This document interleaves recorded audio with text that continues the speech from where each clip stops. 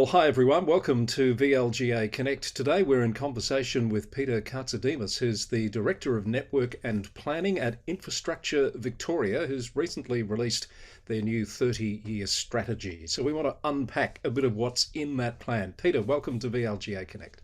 Thanks for having me. Good to have you with us. Your role as Director of Network and Planning, I'm assuming, is a pretty crucial one in coming up with that vision for what you want to see happen around Victoria over the next 30 years. Correct. So in my team, we look at a range of issues, looking at how Victoria is growing and changing, and the needs of Victorians are changing equally, and looking at the land uses. So what's needed in particular areas from an infrastructure perspective, and that could be most often public transport or transport related infrastructure, but equally social infrastructure and other forms of infrastructure that can help improve the lives of the Victorians and making sure that they're getting the most out of the areas around them and be able to get around and have all the facilities and services they need to enjoy their lives. Peter, there's a lot in this document, 94 recommendations. We're not going to go through all of them, but I do want to come to some specific ones in a moment. But can you shed some light firstly on how you arrive at this point to have those 94 recommendations that you think are the most crucial ones for a 30-year view? Yeah, so we look at a range of information, including data that's provided from government, so the demographics information, the population growth forecasts.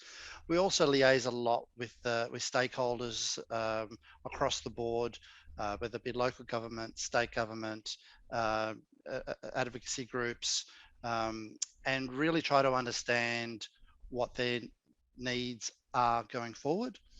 We gather a lot of that information together, pull that in together, and try to get as many good recommendations to meet those needs going forward. So we also liaise a lot with the community as well.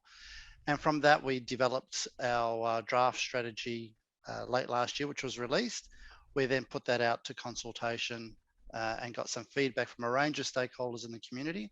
We then adapted some of those recommendations and released the final strategy on that basis in August this year. So there's a lot of consultation, a lot of data analysis, and equally a lot of transport modelling as well, because that's an important tool to look at how people are going to move around in the future with the population growth and how that's going to change where people live and work as well. So if you build a new transport infrastructure, that may change the shape of the state where people choose to live.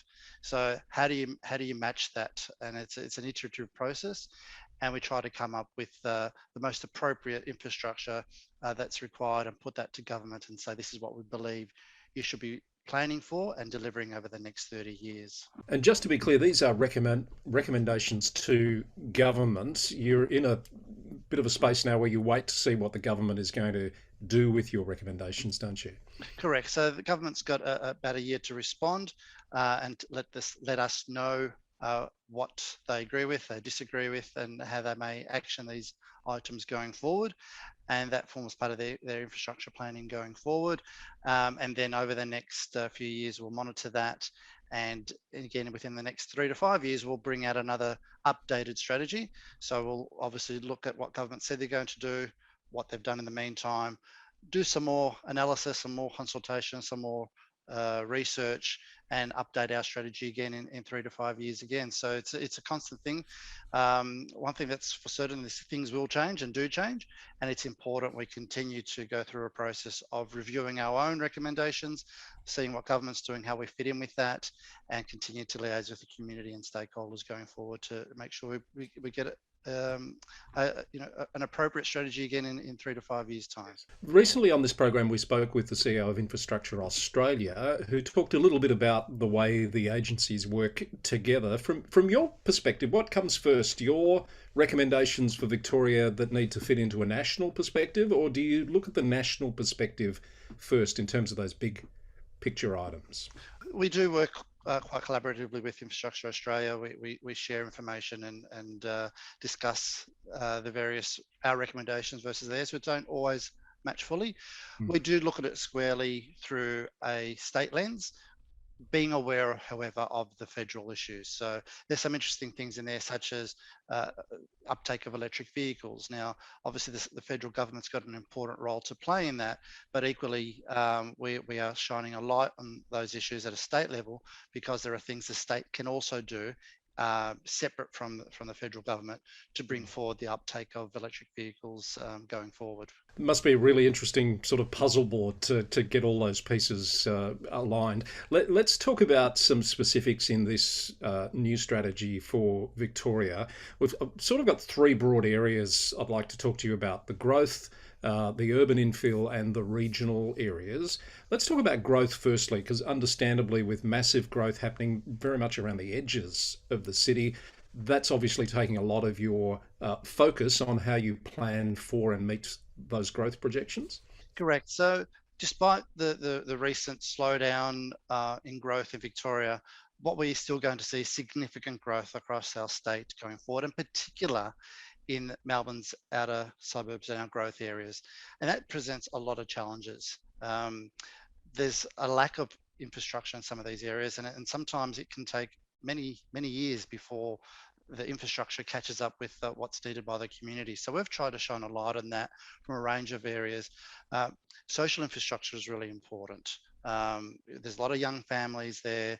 We need to make sure that people living in these areas have got the right social infrastructure to support them. So that's things like aquatic centres and libraries, which at the moment, these growth areas don't have many of in comparison to the established areas in Melbourne. So we want to make sure that the state and local governments work together and create some funding and a planning process to make sure that we get some of this infrastructure implemented as soon as possible.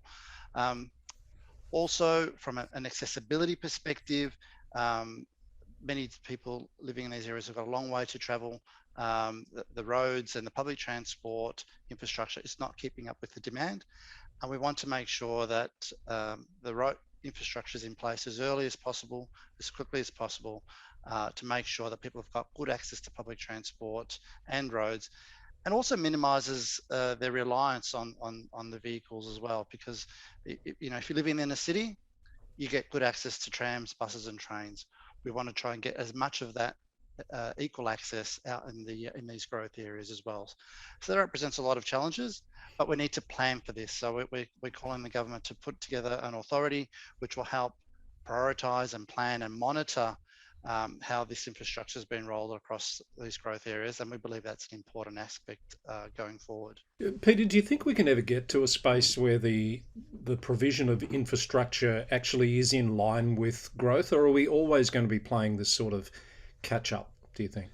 There's always going to be a challenge, and growth has happened in Victoria a lot quicker than we anticipated, 5, 10, 20 years ago, and that always presents a challenge. But that's why we believe we can put in place an organisation which can monitor the situation and advise government, and put together like a program business case going forward to make sure that we are trying to keep up with this, and also prioritising where we have our growth. So at the moment, rather than trying to grow everywhere, that perhaps we release some of this a bit more in a coordinated Mm. way, which is already happening, but it needs to be a bit more coordinated to make sure that where people are moving, that they're getting their supporting infrastructure in as soon as possible. You mentioned libraries and aquatic centres, particularly as that sort of social infrastructure that needs to catch up. I think I'm right in saying for the first time you've actually recommended to government a minimum level of investment from the state towards those growth areas for those types of facilities. Why have you done that? What we're finding is that whilst with all the best intentions, there are contributions that have been put forward to these growth areas through the developers and other means, that the expense of building this social infrastructure way outweighs what investment is going into this other infrastructure. So we believe local governments need some support, and up to about initially in the planning of the infrastructure. So help them out to make sure that they're designing the best infrastructure possible. And these locations are not just libraries, they're not just aquatic centres. They have other services associated with them. So they really form an important centrepiece of the community.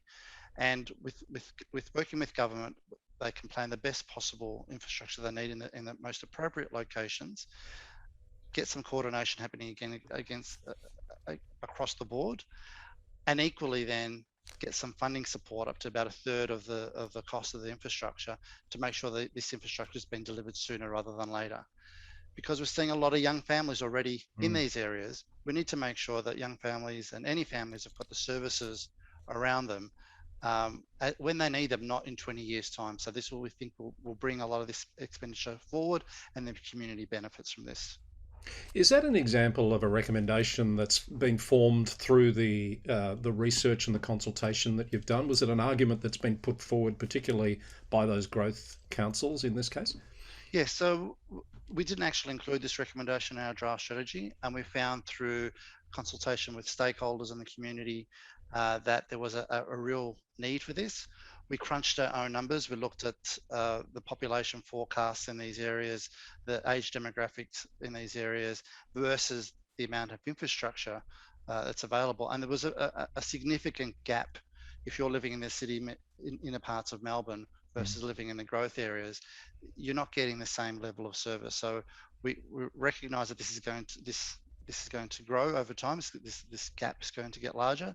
So we need to start planning immediately and get as many of these facilities implemented as possible over the Yeah. next few years. So, what about those inner areas? Everyone has their own frame of reference, don't they? So, you've probably got people in those built existing areas saying, you know, why are all the growth areas getting the attention? What about us? What do you say to those parts of Melbourne and what's in the plan for them? It's very important we get a balance because we are growing significantly and growing into these growth areas and into peri-urban areas. And there needs to be a balance. We also need to plan for how we're going to get some of this growth occurring in designated places within the established areas as well, because we simply can't just sprawl and sprawl and Mm. sprawl, because the problem gets larger as we move out. People need to be able to have choice, and that choice doesn't need to be a binary issue. I can only afford something in the outer suburbs, therefore I must buy there. We need to create more opportunities for people to choose to live in the established areas, but we need to plan for that and make sure that we're getting density in the right places to make sure people got good access to jobs and services, and make the most of the infrastructure we already have in established areas. Does that also extend to filling in gaps, for example, in transport systems, etc.? Because you often hear the argument, for example, the west of Melbourne doesn't have the same sort of public transport infrastructure that the east has had for a long, long time. Does that factor into your thinking as well? Absolutely. So that we've got some recommendations in the strategy which looks at bridging those gaps in areas that have got gaps, particularly in the western suburbs. That includes improvements to the rail line, and buses have got a very important role to play in this process as well.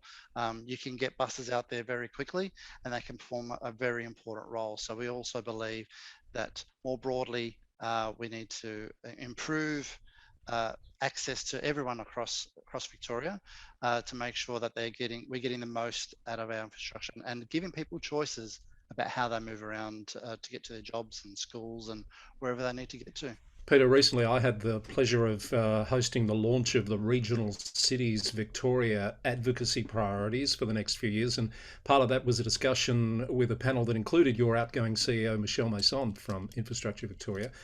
So I know that the regional areas, particularly with a big shift on, we're hearing this all around the country into regional spaces, are also a special case at the moment for infrastructure attention, aren't they? They are indeed, and in some respects, we've tried to tackle regional Victoria in the same way we've tried to tackle metropolitan Melbourne, and they are very different. The densities are different. The amount of people living in these towns and regional cities are much smaller. And we find, in particular with public transport, the way it's operating, we're actually spending a large proportion of our overall public transport expenditure on regional Victoria, but we're only getting a very small fraction of the patronage we're getting in Metro Melbourne. So what that tells us is we need to look at better ways to manage the public transport network in regional areas. There's, buses in particular, again, have got an important role to play. And we believe this needs to be a focus going forward, is how we're going to give people choices to best get around in these regional areas, but equally support regional Victoria with the appropriate social infrastructure as well. Things like youth foyers have also come up in our recommendations as well to really help address some of those issues in regional Victoria. Housing is another issue, just occurs to me, Peter, that pretty much every council raises as there's a shortage and a crisis. What can your strategy recommend to help address that issue? Yeah, so we've made some recommendations on social housing in the strategy, and we believe that it needs to be a constant thing going forward across Victoria, looking at the role of social housing and making sure that they're in the right places as well, because we don't want to put social housing in places where people are basically stuck where they are. They can't get around. Yeah. We need to be very careful, plan appropriately, give social housing the be of the high quality that's needed to ensure that people aren't socially deprived. I heard a staggering number the other day from Infrastructure Australia, actually, that there's a predicted shortage of housing of 675,000 houses over the next 15 years, which just blows my mind. So a lot obviously needs to be done. Absolutely, and housing is an important issue. Our population will continue to grow at a rate of knots, and we need to plan for that accordingly, because it's the whole kit. It's the housing itself, where it is, the type of infrastructure you have for that housing. It's the energy equation that comes with that, to make sure that our new houses are as energy efficient as possible, that they're well serviced by public transport, and as we need to make sure that there's as much equity across the board for everyone to enjoy the same amenity that everyone else does as well. Peter, that's been really enlightening about the Infrastructure Victoria 30-year strategy that was recently released. Just a little bit about you, if you don't mind, because some people might recognise you from a previous role, but you've worked in Perth, in London, you're back in Melbourne. Melbourne's home for you? It is home indeed. It was an interesting time to move back from Perth to Melbourne with the pandemic, so you could never really predict these things. But yeah, so I've had the luxury of working in London and Perth for combined 10 years, and had the pleasure of working on developing and planning some really amazing transport infrastructure in both those cities, and more recently working at RACV, doing a lot of their advocacy work there, and looking at a range of issues from road safety to the transport equation that needs to be addressed going forward. So it's been a fun career so far. Really enjoy. Very passionate about infrastructure for Australians and for the community, and I guess Infrastructure Victoria provides that equal opportunity to be independent, to point out opportunities, identify opportunities to improve our community, and make sure that we continue to grow our state in a way that everyone gains from it. Peter, question without notice. It occurs to me that someone who's basically made a career around transport infrastructure, Melbourne must be a pretty exciting place to be with the unprecedented level of investment in really big ticket transport projects that we're seeing at the moment. Melbourne and Victoria's got a global reputation of being a leader in transport, and that comes from the early years of planning our public transport network, through to the intelligent transport systems we have on our motorways. And even now we're looking at how we're going to implement a road user charging scheme with government as well. So Victoria continues to lead the way in many ways. Some of the challenges going forward are going to be the fact that our city is so large, and is going to continue to grow, and how we meet those demands going forward is both a challenge and exciting at the same time. Fabulous. It's been really great to speak with you, Peter, and I appreciate you giving us some of your time for VLGA Connect. All the best with the work you're doing at Infrastructure Victoria, and hope to speak with you again. Thanks very much for having me, Chris. Peter Kartsidimas with us, Director of Networks and Planning at Infrastructure Victoria, and that's been a special edition of VLGA Connect.